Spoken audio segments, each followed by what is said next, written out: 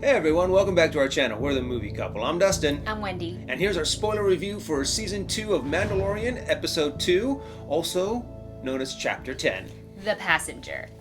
So before we start, we do want to let you know that this is a spoiler review, so we will be diving into, spoilers. So, at this point, if you haven't watched the latest episode of The Mandalorian and you don't want things spoiled for you, we would suggest you go ahead and give this video a quick pause, add it to your watch later list, and then come back after you have seen the episode so you don't have any of the big moments or small moments or any moments spoiled for you. Of course, if you don't care about spoilers and you just want to listen to us nerd out over Star Wars The Mandalorian, then by all means, continue, but you have been warned. So this episode, it is entitled The Passenger, and of course, following episode 1, which was, I would say, a very, very good way to start the season. I was kind of wondering where they were going to go. They've established that the Mandalorian is looking for other Mandalorians, and also the other task is to bring back the child to its species. Yeah, and I also love the fact that this second episode still very much falls into that category of Western theme. Yes. It's the idea of a transporter. He is a gun for hire that is asked to do this noble cause of transporting this individual to her safe haven, so to speak. To her, because it's a girl. Oh, sorry, with her eggs. I was thinking Baby Yoda. My bad. And I love the fact that this is, the first one was very much the how do you get two groups to work together against a common enemy kind of Western theme, and this one had very much the transporter kind of theming to it. And I love to see more and more of these, and the way that Dave Filoni and Jon Favreau are able to take it and then manipulate it to the Star Wars theme. Yeah. And I think they do an incredible job. I love the reasoning why Mondo couldn't go at light speed, because it would damage the eggs. Right. And I'm like, this is a great way to make it, the reason why they're going so slow, a believable reason, and to kind of have this long journey that, when you're riding into the West, you have the dangerous... So you need to go fast in order, and he even said it like, I have to go fast. That's the way I'm surviving and not getting caught, which totally makes sense in a transporter. And since you keep talking about the transporter, now I want someone to Photoshop the transporter movie poster, but make it Mandalorian. Just take the helmet and put it over, what's his name? Who's in the trench? And just take the poster and then put the helmet over his head. Oh my god, that's funny. Somebody please make it happen. But I have to say, this episode started off so great. I love that they're just connecting episode 1 to episode 2, where he's kind of like, all right, I'm done with this part. I am on my little speeder going back. Of course, he runs into a trap. And I like that... In a sense, because we were speculating right off the beginning, we're like, oh, Boba Fett's going to try to get his armor back. We were speculating. We were so wrong. And it was just essentially scavengers wanting to get the child because they know that, that he has the child. And Which for they didn't really explain more about that. I was kind of like, wait a second, how do they know about the child? Are they just bounty hunters? I think at this point, if I could probably categorize them in as bounty hunters, or if they're not, they've caught wind of it by this point. Yeah. Because the Mandalorian does make noise wherever he goes with the child. True. Like, I feel like words has spread.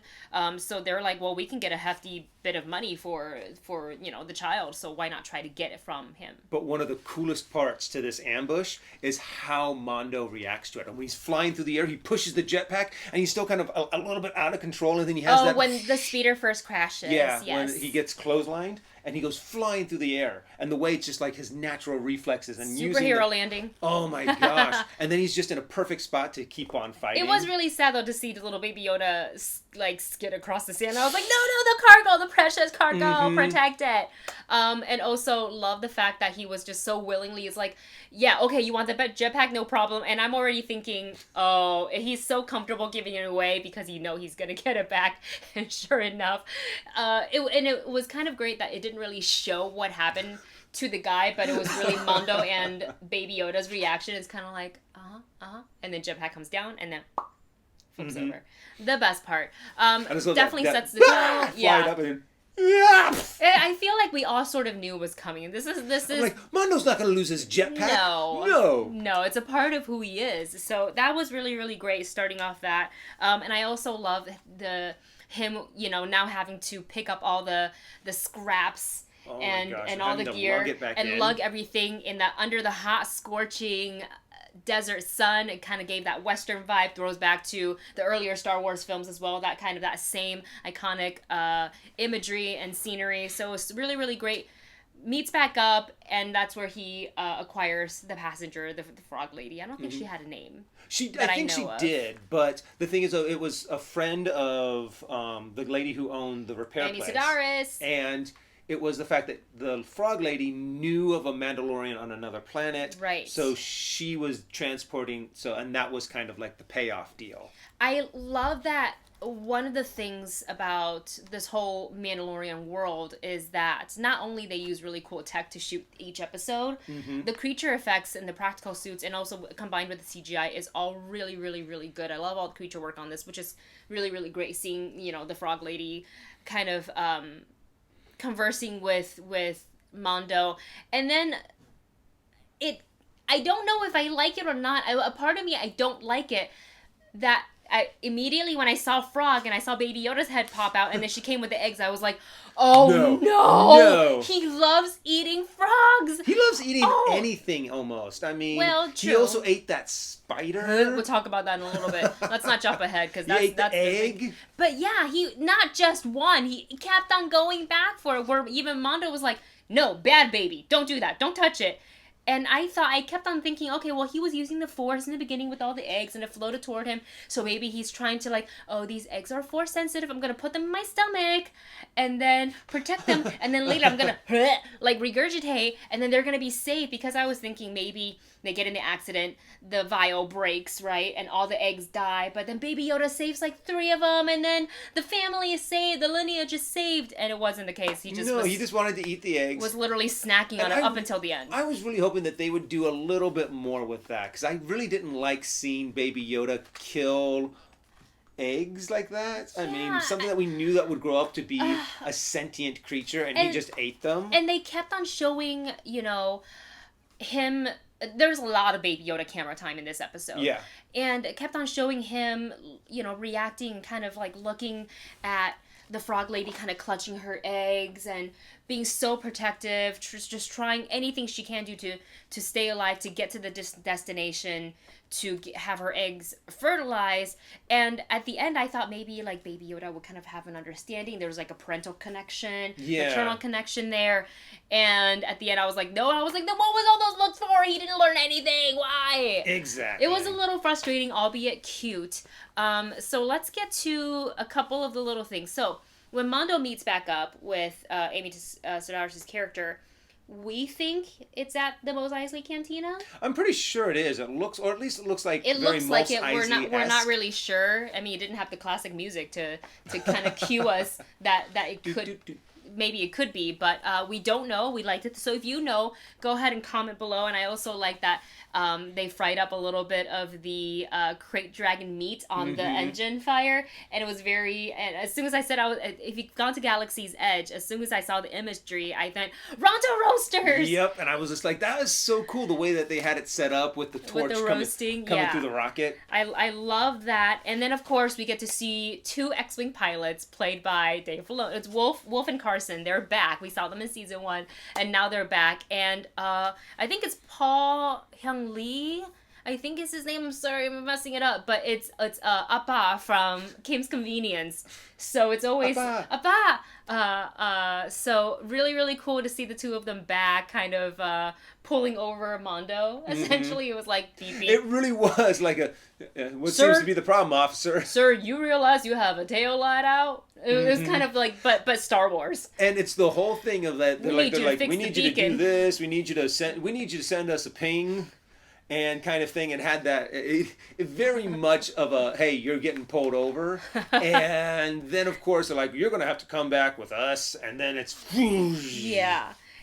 So I would say this episode, I feel like it definitely was a nice side story, side adventure to kind of lead, more of a meeting new characters to help Mondo on his journey, and who is a friend and who is helping him, whether it's just guiding him like, well, my husband saw some Mandalorians here, so let's go here, but the deal is you have to transport me safely to this planet. But other than this part, I don't feel like it really gave us more of an insight into what could come into the future. Yeah. So it's almost like filler type episode-y, but just barely, because it's still really, really good. Fully action-packed, especially once we have entered the cave, like the ice hot planet. spring area. And once he crashed, they were stuck. He was trying to fix it. And in order to survive, the frog lady had to jump into this hot spring that she found, and she put all her eggs in there to kind of help revive it. And of course, Baby Yoda was like, "Oh, look, more weird looking eggs on the ground." And I was like, "Don't." I'm gonna go eat it. I was thinking like face hugger, like just as bad. Basically, it looked like those kind of eggs too, but yet they're smaller. And Baby Yoda just reaches in, and it was all the gooey like, green stuff. I was all like, over him too. That's not natural. Something's gonna happen. Of course, they all wake up, and I like to call this episode Wendy's worst nightmare. I had such a hard time watching this episode because of the I wish space we would have spiders. been able to get your reaction on that, because it was, she was losing it. I mean, There were so many that's like arachnophobia times 100. They were just small sizes, like the little bitty ones. Oh my gosh! And then there's like the mediums. And they kept on getting bigger. And then like Space Shiloh comes out and was like, "Blah." I just could not, especially when they followed him into the ship and they were just oh my god, he everywhere. At the door, the flamethrower. I was so grossed out, I couldn't even. But the day was saved when the X-Wing pilots came back. Wolf and Carson came on back and shot them up. That it was hilarious too, because with them coming back and saving them, it shows that if Mondo would have just gone with them, his ship wouldn't have gotten all beat up. He would have probably have been able to get there. I mean, taking a little side detour kind of a thing, and then maybe gain some more information. Gotten some more information, and then been able to go to the planet with no problems whatsoever. I did, but no, he had to run. He had to do it. This is the way. This is the Mandalorians do not always take the easy way out. This is the way. I do love seeing the chase scene between the Razor Crest and the X-Wings. It was really satisfying to watch as a Star Wars fan, to see the X-Wings, the wings like expand open. Mm-hmm. They're like, "Hey Carson, will you join me on channel 2?" I was like, "Oh, it's about to go down," and it does. And then seeing the frog lady like, it was so and the way good. that he did those cool. I love seeing those super fast flips on the the reverse fins and spins it around and then like stops it and then drops. Oh god, makes me want to be a pilot so bad, but like I could never be as cool as. Also, I have crap eyesight, so I could never actually be a pilot to begin with. But really, really fantastic, really, really fun. I also love the little bit of "May the Force be with you." And also with you. Yeah. So love that little bit. It was a very fun episode to watch, and of course makes me look forward to the next episode. And I think with every episode coming up, it's just every single time I'm thinking, who is the Mandalorian he's going to meet? Is it going to be Sabine? Is it going to be Bo-Katan? Is it going to be somebody else? Brand new character? Who is it? Is Boba Fett coming back to make another appearance? What about, there's so many possibilities, and with each episode that we get to watch, I am always kind of anticipating whatever surprise big reveal we're going to get in the episode. Yeah, I know. I mean, especially the fact that now that he's off Tatooine, where is Boba Fett going to come in? Are we going to go back to Tatooine, which is a possibility? Yeah. And then have another encounter with Boba Fett, or is he going to come out? And if we see him out in space, does that mean we get to see Slaver 1? I mean, to be able to see his ship is awesome. Would be just like super geek-asm. Until next week, I guess. We will cross our fingers and hope. So let us know in the comment section if you've seen, well, we know you've seen this episode because you're watching this review.